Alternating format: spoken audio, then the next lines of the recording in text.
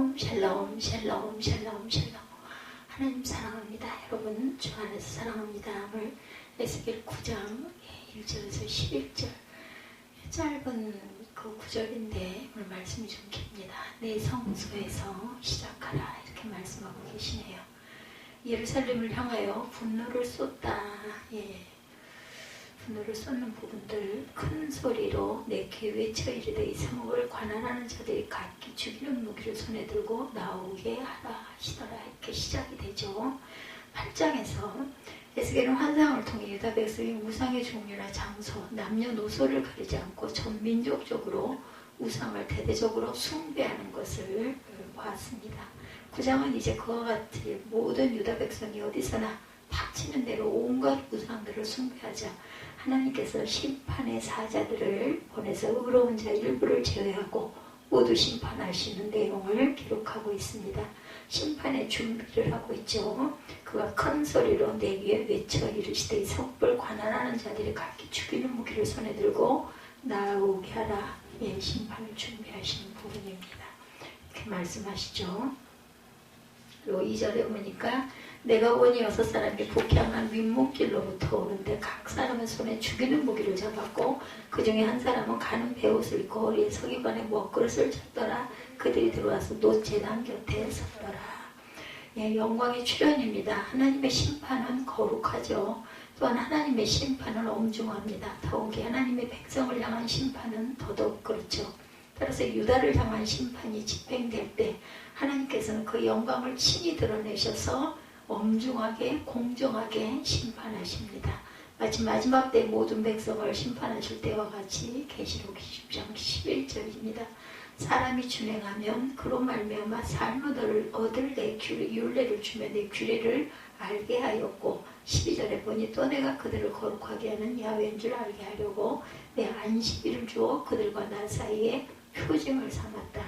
계시록 20장 11, 2절 말씀입니다. 영광되고 공의로운 심판의 격식을 갖추신 가운데 유다를 심판하신다라는 의미예요.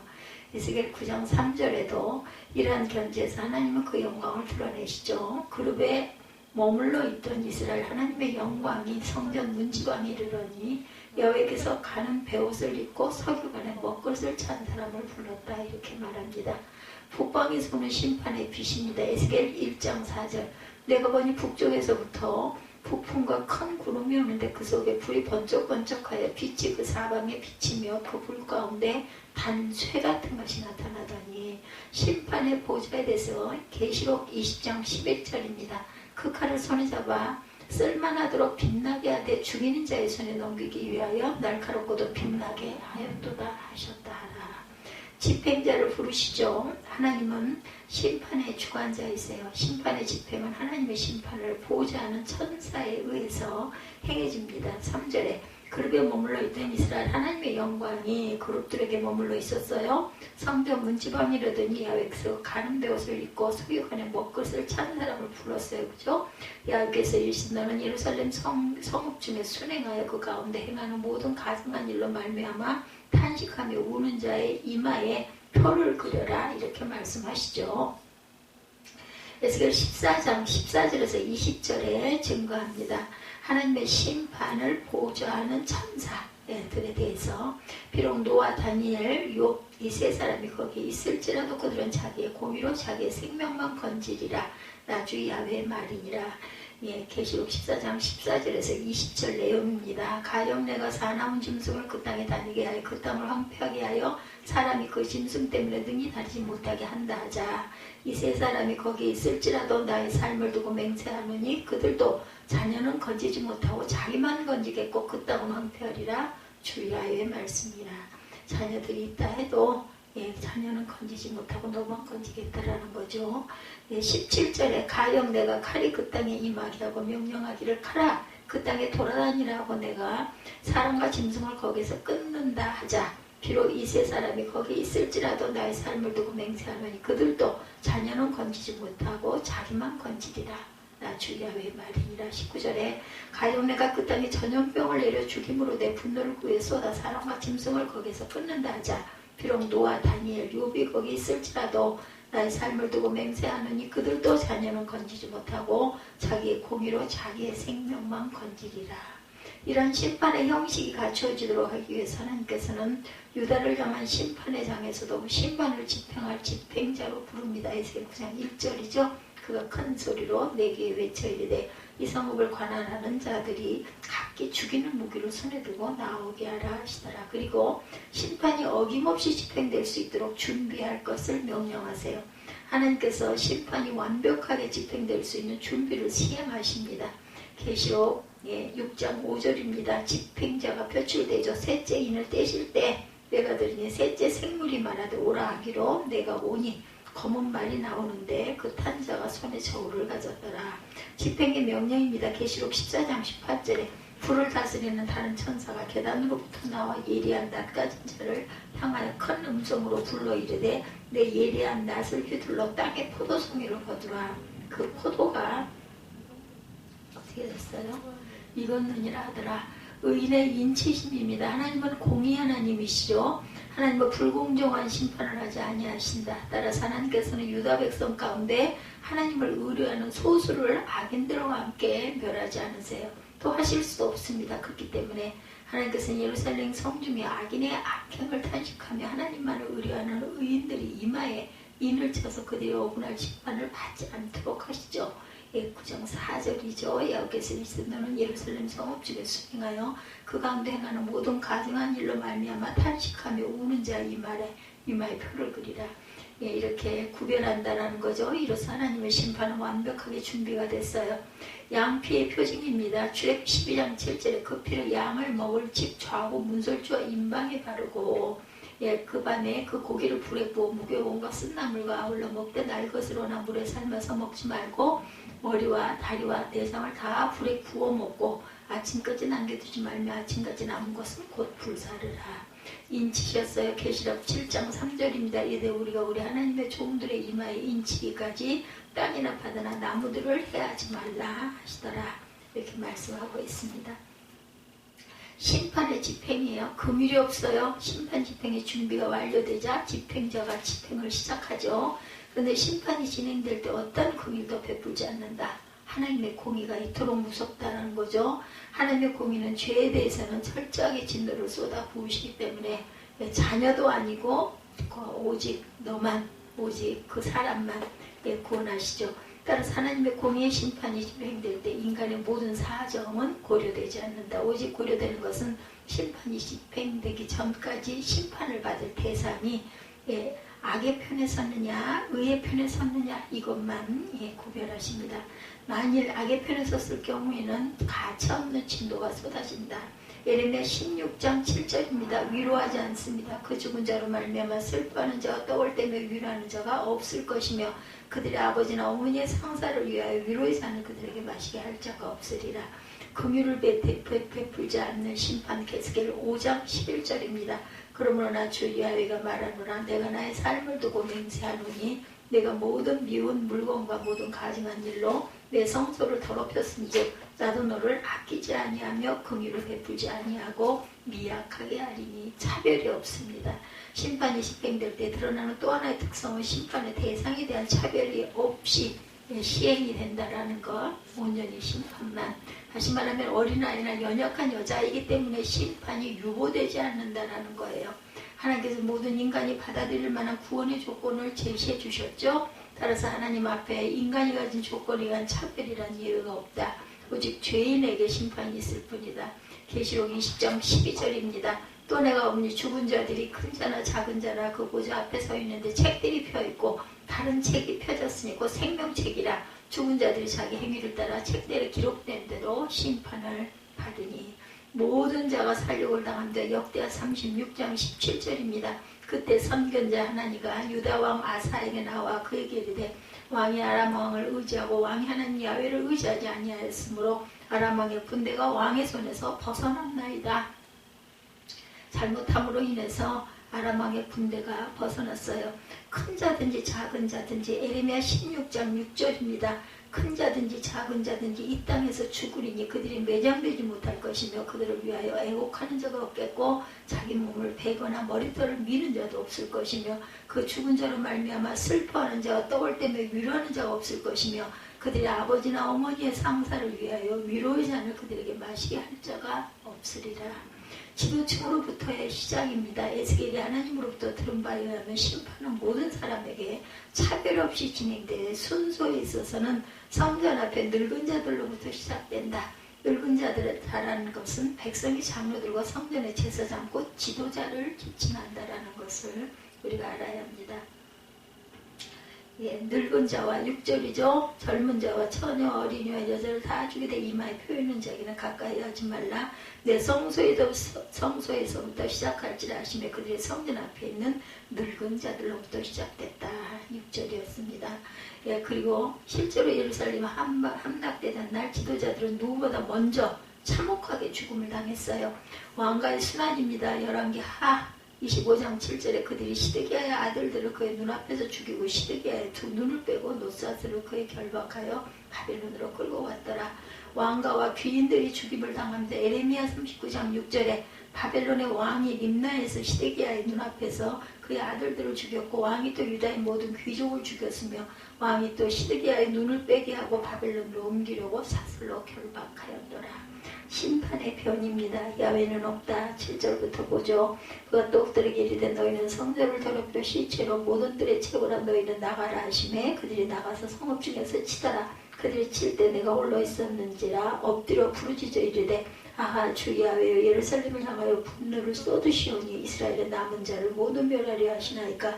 그가 내게 이르되 이스라엘과 유다 족속의 죄악이 심히 중하여 그 땅에 피가 가득하며 그 성읍에 불법이 쳤난 이는 그들이 이르기를 야훼께서 이 땅을 버리셨으며 야훼께서 보지 아니하신다 합니다. 이렇게 말씀하고 있어요.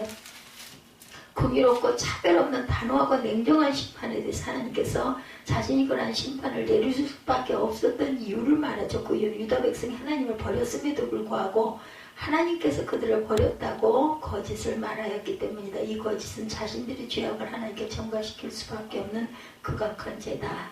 10절에 그러므로 내가 그들을 불쌍히 여기지 아니하며 그 눈을 베풀지 아니하고 그들의 행위대로 그들의 머리에 갚으리라 하시더라. 보라 가는 베옷을 입고 허리에 먹그릇을 찬 사람이 복명하여 이르되 주께서 내게 명령하신 대로 내가 준행하였나이다 하더라. 네, 구절 한번 더 보죠. 그가 내게 이르시되 이스라엘과 유다 족속의 죄악이 심히 중하여 그 땅에 피가 가득하며 그 성읍에 불법이 찼나니 이는 그들이 이르기를 야훼께서 이 땅을 버리셨으며 야훼께서 보지 아니하신다 이렇게 얘기하죠. 예, 하나님이 버렸다. 자신들이 잘못하고 이렇게 책임을 전가했기 때문에 누구도 내가 예외가 없다라는 말씀을 합니다.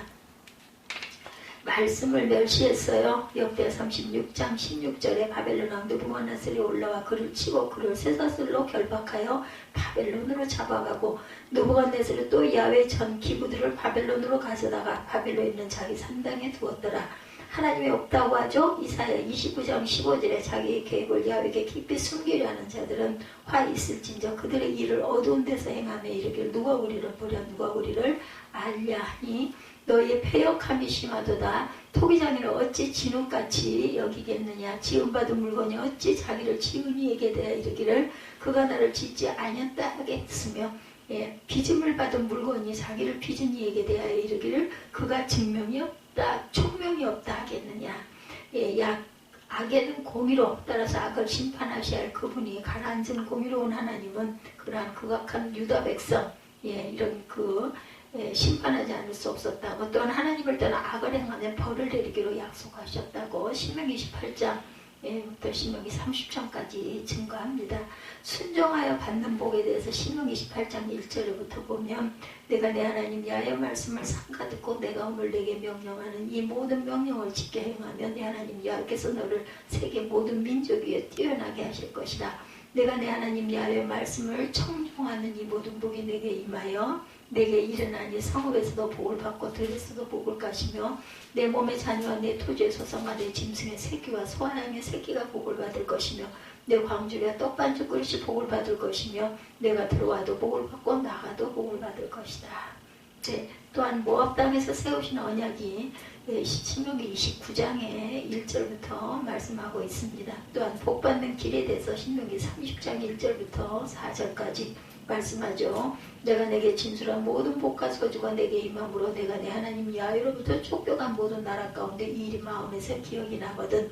너와 내 자손이 네 하나님 야훼께로 돌아와 내가 오늘 명령한 것을 온전히 따라 마음을 다하고 뜻을 다하여 야훼 말씀을 청종하면 내 하나님 야훼께서 마음을 돌이키시고 너를 긍휼히 여기사 포로에서 돌아오게 하시되 내 하나님 야훼께서 흩으신 그 모든 백성 중에서 너를 모으시리니 내 쫓겨간 자들이 하늘가에 있을지라도 내 하나님 야훼께서 거기서 너를 모으실 것이며 거기서부터 너를 이끄실 것이라. 이렇게 증거합니다. 신명기 30장에 모압 땅에서 세우신 언약에 대해서는 신명기 29장 1, 2, 3절에 호렙에서 이스라엘 자손과 세우신 언약 외에 야훼께서 모세에게 명령하여 모압 땅에서 그들과 세우신 언약의 말씀은 이러하니라. 모세가 온 이스라엘을 소집하고 그들에게 이르되 야훼께서 애굽 땅에서 너희 목전에 바로와 그의 모든 신하와 그의 온 땅에 행하신 모든 일을 너희가 보았나니 큰 시험과 이적과 큰 기사를 내 눈으로 보았느니라. 이렇게 말씀하죠. 그 약속을 이행하시지 않을 수 없어 이러한 이유로 인해 유다를 향한 하나님의 심판은 정당한 것이었다.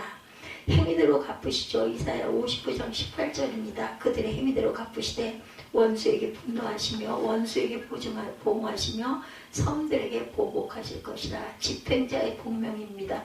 공의로우신 하나님의 명령이 있었고 심판에 대한 정당한 근거가 있었기에 심판은 집행되어야 했다. 그리고 심판은 집행자의 그 충성된 순종으로 말미암아 집행되죠. 11절에 보면 말씀하고 있죠. 마지막 절입니다. 가는 배옷을 입고 허리에 먹그릇을 찬 사람이 복명하이르되 주께서 내게 명령하신 대로 내가 준행하였나이다 하니라. 하나님의 말씀은 한치의 어김없이 이루어진다라는 것. 시건치 아니하신 하나님. 민수기 23장 9절입니다. 내가 바위 위에서 그들을 보며 작은 산에서 그들을 바라보니 이 백성은 홀로 살 것이라 그를 여러 민족 중에 하나로 여기지 않으리로다. 멸할 것은 반드시 이루십니다. 에스겔 22장 14절입니다. 내가 내게 보응하는 날에 내 마음이 견디겠느냐 내 손이 힘이 있겠느냐 야훼가 말하였으니 내가 이르리라. 하나님의 심판은 공정하고 정확하고 완전하다. 또한 철저합니다. 심판은 하나님의 심판은 반드시 시행된다는 것. 따라서 악인은 그 앞에 죽을 수밖에 없고 의인은 그 앞에서 구원을 받죠. 그러므로 우리는 그리스도를 믿음으로 의롭다함을 입어야 되겠다. 갈라디아서 2장 16절입니다. 사람이 의롭게 되는 것은 율법의 행위로 말미암음이 아니요 오직 예수 그리스도를 믿음으로 말미암는 줄 알므로 우리도 그리스도 예수를 믿나니 이는 우리가 율법 행위로서 아니고 그리스도를 믿음으로써 의롭다함을 얻으려 함이라. 율법의 행위로서는 의롭다함을 얻을 육체가 없느니라. 의롭게 된 가운데 선을 행함으로 하나님의 무서운 심판에서 구원을 받을 수 있도록 해야 되겠다. 그래서 오늘 본문 전체가 9장이 1절에서 11절까지입니다. 내 성소에서 시작하라 이렇게 말씀하죠. 이스라엘 백성들이 애굽에서 나와 40년 광야 생활을 시작하였을 때 하나님은 모세를 호렙산으로 불러서 율법을 주시면서 가장 먼저 성막을 지으라고 말씀하죠. 출애굽기에서 성막에 대한 내용이 반을 차지하고 있고 출애굽기 마지막 말씀 출애굽기 40장 36절에서 38절에 보면 구름이 성막 위에서 떠오를 때 이스라엘 자손이 그 모든 행하는 길에 앞으로 발행하였고 구름이 떠오르지 않을 때는 떠오르는 날까지 발행하지 아니하였으며 그 낮에는 야훼의 구름이 성막 위에 있고 밤에는 불이 그 구름 가운데 있음을 이스라엘 온 족속이 그 모든 행하는 길에서 친히 보았다 이렇게 기록되어 있습니다. 성막에 구름이 떠오르면 떠났고 구름이 떠오르지 않으면 떠오를 때까지 움직이지 않았다라는 거예요. 이렇게 해서 출애굽이 시작이 되죠. 이것은 곧 이스라엘 백성들이 광야에서 성막 중심으로 살았다는 거죠. 하나님의 40년 동안 이렇게 이스라엘 백성들을 훈련시킨 것도 앞으로도 오직 하나님의 성전 중심으로 살아가라는 것을 의미하고 있다라는 것이죠. 성막은 오늘날 교회와 예수 그리스도를 의미합니다. 그러므로 오늘날 하나님의 택함을 받은 자라면 반드시 교회를 중심으로 살아가야 할 것이다. 교회 중심은 곧 교회의 머리가 되시고 몸이 되시는 그리스도 중심으로 살아가는 것을 의미합니다. 만약에 그렇게 살지 않냐면 하나님은 반드시 심판하신다는 말씀을 명심하시기 바랍니다. 어떻게 심판하세요? 에스겔 8장 18절에 지난주에 우리들 봤죠. 그러므로 나도 분노로 갚아 아껴보지 아니하고 금유를 베풀지도 아니하리니 그들이 큰 소리로 내 귀에 부르짖을지라도 내가 듣지 아니하리라. 오늘 본문에서 9장에서 하나님은 에스겔에게 그러한 심판이 올 것을 미리 보여주셨어요. 이러한 심판은 오늘을 살아가는 우리에게도 동일하게 주어지는 심판이라는 것을 잊지 말아야 되겠다. 하나님은 교회를 통해 가장 먼저 은혜도 주시지만 교회가 바로 서지 아니할 때 교회가 가장 먼저 심판을 당한다는 사실도 명심해야 합니다. 베드로전서 4장 17절에 하나님의 집에서 심판을 시작할 때가 되었나니 이렇게 증가합니다. 하나님의 성전에서부터 심판이 시작될 때 우리는 모두 하나님의 인침을 받은 귀하고 복된 자들이 되시기를 주님의 이름으로 축복합니다. 첫 번째 하나님의 심판을 행할 천사들이죠. 1, 2절에 그가 또 큰 소리로 내게 외쳐 가라사대 이 성읍을 관할하는 자들로 각기 살육하는 기계를 손에 들고 나오게 하라 하시더라. 내가 본즉 6사람이 북향한 윗문길로 쫓아오는데 각 사람의 손에 살육하는 기계를 잡았고 그 중에 한 사람은 가는 베옷을 입고 띠에 석유관에 먹그릇을 찼더라. 그들이 들어와 놋제단 곁에 서더라. 1, 2절이죠. 지난주 8장 말씀에도 성전 안에서 우상을 섬기는 지도자들과 제사장들과 백성의 모습을 보고 하나님의 분노는 참을 수가 없었어요. 하나님은 분노의 큰 소리로 천사를 부르죠. 이 천사들은 어떤 자예요? 예루살렘 성을 담당하고 있던 6명의 천사였어요. 2절을 주목해봅니다. 내가 본 적 6사람이 북향한 윗물길로 쫓아오는데 각 사람의 손에 살육하는 기계를 잡았다. 이렇게 말하고 있습니다. 살육하는 기계를 잡았다고 말씀하죠. 무기를 잡았다. 그 중에 한 사람은 가는 베옷을 입고 먹것을 찾더라. 6명의 천사가 북문길로 왔다고 했는데 천사들 역시 북문 쪽에서 행하는 우상 숭배 의식을 보았다라는 것을 의미합니다.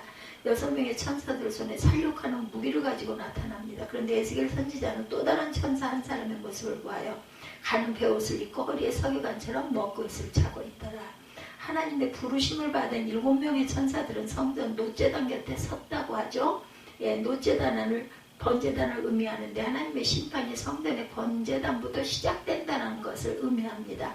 번제단은 무엇하는 거예요? 짐승을 죽여서 피를 뿌리고 불로 태우는 곳이었죠. 다시 말해서 죄를 지은 자들이 양을 가지고 성막에 나오면 양에게 죄를 전수하죠. 그 양의 피를 번제단에 뿌리고 고기는 불로 태움으로 자신의 죄가 용서함을 받습니다.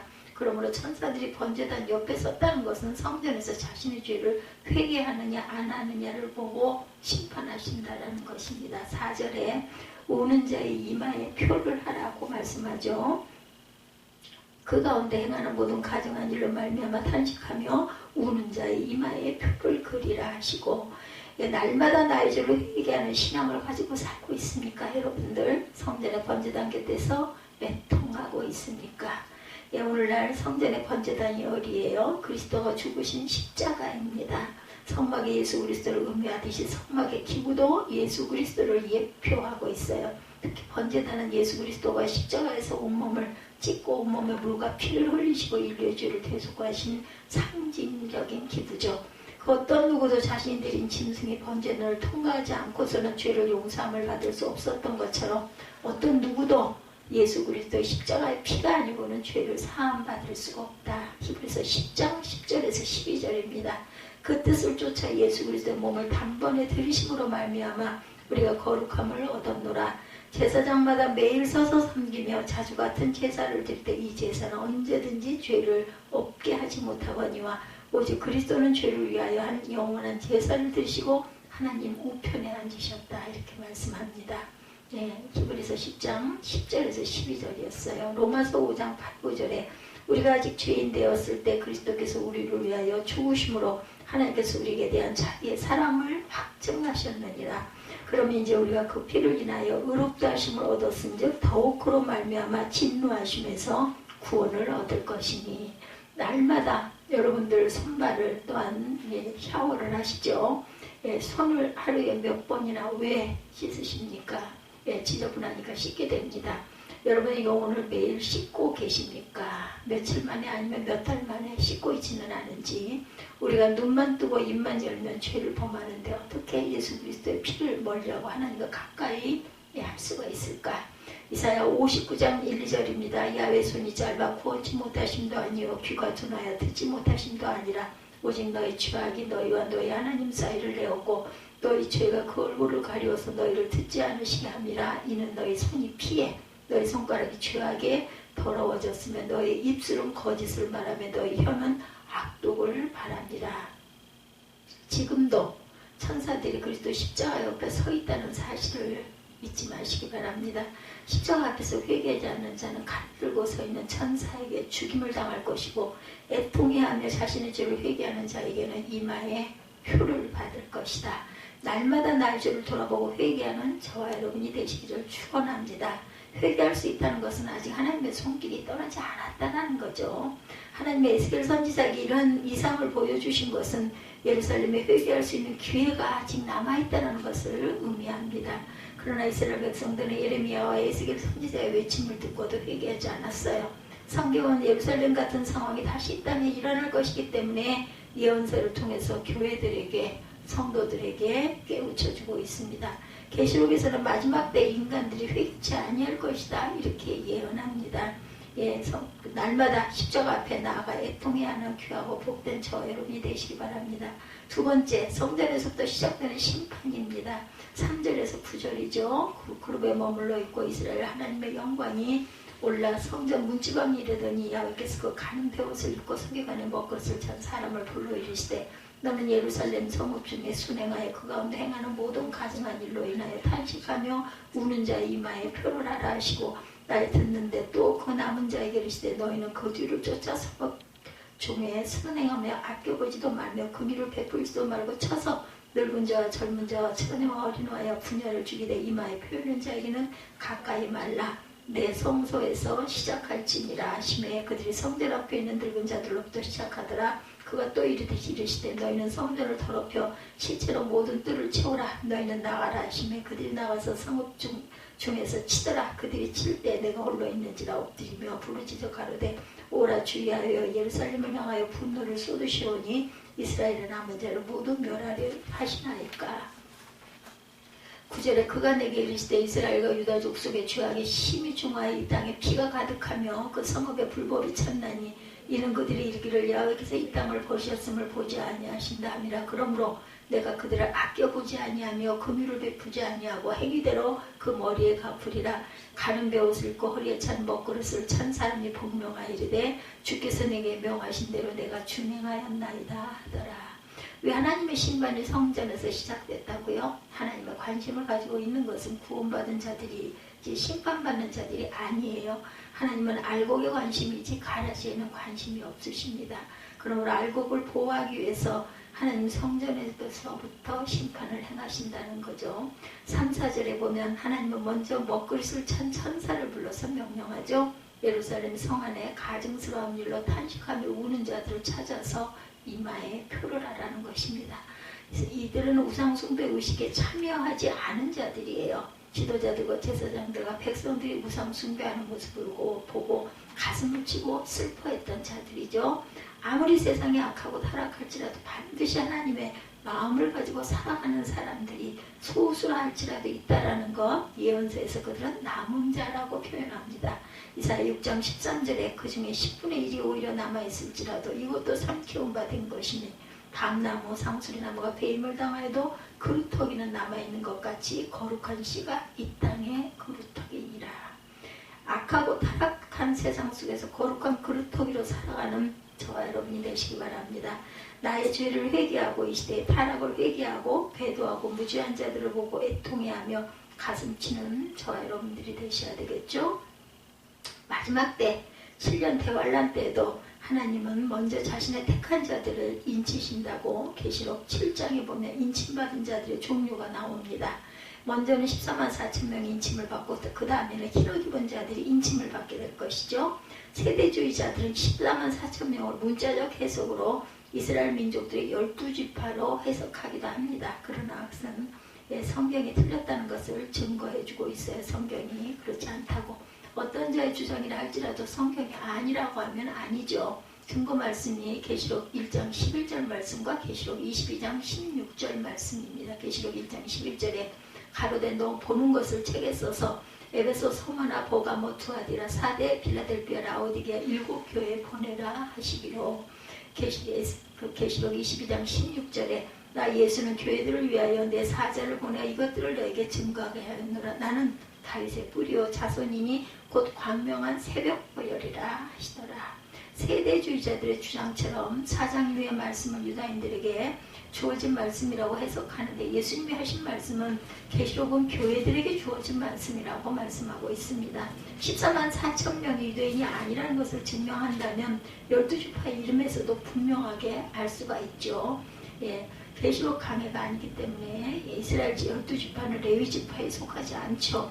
그런데 14만 4천 명 속에 레위지파가 속하였고 에브라임 지파와 단 지파가 14만 4천 명에는 빠지고 대신 레위지파와 요셉지파가 속한 것을 보더라도 이스라엘 12지파가 아니라는 것을 알 수가 있습니다.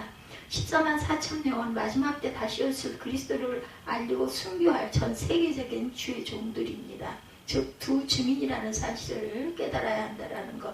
마지막 때 예수님은 먼저 주의 종들의 이마에 인을 쳐서 마지막 때 사명을 감당하게 하실 것이다. 이어서 성도들에게 인을 치시는데 그들은 흰옷 입은 자들이다 이렇게 말하죠.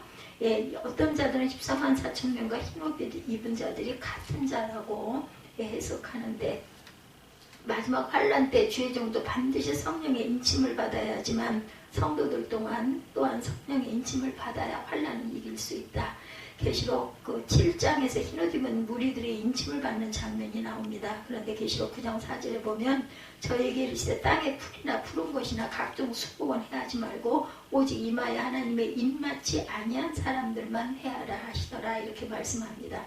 흰옷 입은 무리들이 14만 4천 명이 아니라는 것도 성경이 증거하고 있습니다. 계시록 7장 9절에서 12절까지 보면 6가지로 증거합니다. 첫째로 들은 곳과 본 곳이 달라요. 14만 4천 명은 사도 요한이 인을 친다는 말씀을 들었어요. 그러나 흰옷 입은 큰 무리는 사도 요한 눈으로 봅니다. 9절에 듣는 곳과 본다는 것은 전혀 다른 의미다. 둘째로 14만 4천 명은 이스라엘 12지파 이름을 이용하고 있지만 흰옷 입은 큰 무리는 각 나라와 족속과 백성이다 이렇게 기록되어 있습니다. 14만 4천 명은 하나님의 특별하신 택함을 받은 자라니 흰옷 입은 무리는 전 세계적으로 하나님의 택함을 받은 자라는 것을 알 수 있죠. 셋째로 14만 4천 명은 그 수가 정해져 있지만 흰옷 입은 무리는 수를 셀 수 없다고 하였으므로 전혀 다른 자들이라는 것. 넷째로 14만 4천 명은 이 땅에 있는 모습인데 흰옷 입은 무리들은 하나님 보좌 앞에 서 있는 모습입니다. 다섯째로 14만 4천 명이 부르는 찬양은 그들만이 아는 찬양을 하죠. 계시록 14장 3절입니다. 흰옷 입은 무리들의 찬양은 모두가 다 아는 찬양을 외치고 있습니다. 여섯째로 흰옷 입은 자들은 큰 환란에서 나온 자들이다. 흰옷 입은 무리를 7단태 환란에서 순교한 자로 보는 경우가 있는데 순교자가 수를 셀 수 없을 정도로 많다는 것은 설득력이 약하죠. 어느 시대나 순교자는 극소수입니다. 2000년 교회 역사를 보더라도 순교자는 소수였죠. 그러므로 이들이 대환란 때 순교자라고 해석하는 것은 또한 무리한 해석이죠. 순교는 아무나 할 수 있는 게 아니에요. 성경은 흰옷 입은 무리들이 죽임을 당했다고 기록하고 있는 것이 아니라 환란에서 나온 자들이라고 기록하고 있습니다. 7년 대환란 속에 성도들의 순교는 없다고 보아야 합니다. 대환란 속에서 순교자들은 14만 4천 명뿐입니다. 환란 직전에 하나님은 하나님의 종들과 성도들의 이마에 성령의 인을 쳐주시고 성령의 인을 맞은 자들은 14만 4천 명의 지도를 받으며 재림 신앙에 대해서 가르침을 받고 신랑 예수를 영접하기에 부족함이 없는 신부의 모습으로 단장을 받는다는 것. 이렇게 다른 모습을 같은 자들로 보고 해석하여 우리가 생각하지 않도록 조심해야 되죠. 마지막 때 7년 대환란은 불신자들만 통과하는 것이 아니라 믿음이 좋은 자들도 신실한 주의 종들도 모두 통과한다는 것을 잊지 말아야 한다. 이렇게 택한 자들은 먼저 인을 치신 후에 무섭게 세상을 심판하듯이 예루살렘 성읍도 먼저 우는 자들의 이마에 인을 치신 후에 심판을 하신다. 얼마나 무섭게 심판하실 것인지 잊지 마시기 바랍니다. 5, 6절에 아껴보지도 말며 긍휼을 베풀지도 말고 늙은 자와 젊은 자와 처녀 어린아이와 부녀를 죽이되 이렇게 되어 있습니다. 인정사정 보지 말고 다 죽여라. 그러나 반드시 이마에 인침받은 자는 다치게 해서는 안 된다는 것을 특별히 명령하고 있죠. 하나님의 심판은 성전에서부터 시작될 것이고 맨 먼저 죽임을 당하는 자들은 늙은 자들, 장로들, 성전 안에서 우상을 섬기고 있던 제사장들과 지도자들을 의미합니다. 7절에 하나님은 지도자들의 시체로 성전을 더럽히라고 해요. 예루살렘 성전이 이미 더러운 곳이 되었음을 의미하고 있습니다. 하나님은 이미 천사들을 성읍 밖으로 나가서 치라고 명령하죠. 에스겔은 이 무시무시한 광경을 보고 하나님께 부르짖습니다. 8절에 그들이 칠 때 내가 홀로 있는지라 엎드려 부르짖어 가로되 오호라 주 야훼여 예루살렘을 향하여 분노를 쏟으시오니 이스라엘 남은 자를 모두 멸하려 하시나이까. 에스겔 선지자는 그동안 하나님의 심판을 예언했지만 이렇게 무섭게 임할지는 몰랐던 거죠. 지금 에스겔이 보고 있는 것은 앞으로 일어날 예루살렘의 마지막 날을 보고 있는 것입니다. 에스겔 선지자는 이 무서운 날을 보고 미치도록 하나님의 심판을 전했을 거예요. 그럼에도 불구하고 회개하지 않았죠. 손뼉을 치고 발을 부르며 전하라는 하나님의 뜻을 깨닫고 미치도록 전했어요. 그런데 예루살렘 백성이 이런 무시무시한 날을 믿었어요. 무시하고 귀를 막아버렸습니다. 하나님은 우리에게도 마지막 날의 무시무시한 날을 계시록에서 미리 보여주시죠. 그리고 우리에게 명령합니다. 너 보는 곳을 책에 써서 에베소, 서머나, 버가모, 투아디라, 사데, 필라델피아, 라오디게 7교회에 보내라. 계시록 1장 11절입니다. 요한에게만 주어진 명령이 아니에요. 계시록의 책을 보고 깨달은 자는 예수님 명령에 순종해야 되겠죠. 계시록에 기록된 마지막 날의 심판을 여러분들은 얼마나 알고 믿고 있습니까? 아직도 모르고 있거나 깨달지 못하고 있거나 알아도 외면하고 있다면 예루살렘 백성들이 당하여야 될 심판을 피할 길이 없을 것이라는 것. 계시록은 신약에서 유일하게 한 권뿐인 예언서이죠.